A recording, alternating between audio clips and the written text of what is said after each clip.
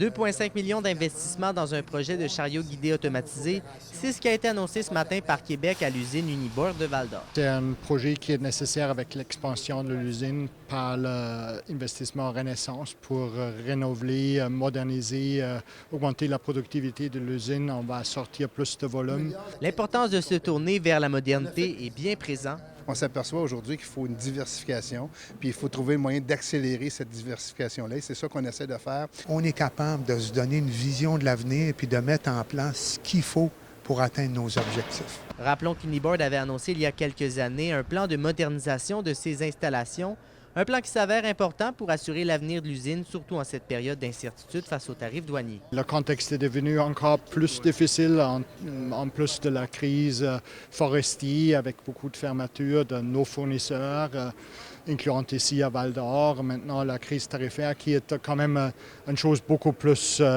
challengeante parce que l'imprévisibilité est juste énorme et on perd des clientes aux États-Unis. Le marché américain est important pour Uniboard.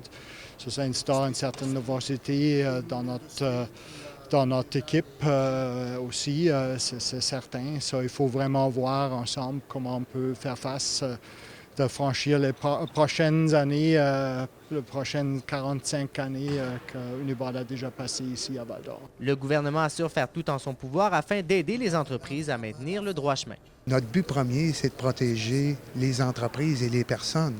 On a annoncé avec notre collègue Kateri, qui est ministre de l'Emploi, un programme de requalification.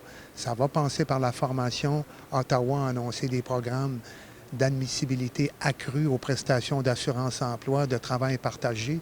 Donc, les deux paliers de gouvernement vont travailler ensemble. L'arrivée de la nouvelle machinerie automatisée annoncée par le gouvernement aujourd'hui devrait être en place d'ici l'an prochain. Alexis Dumont, RNC Nouvelles, à Val-d'Or.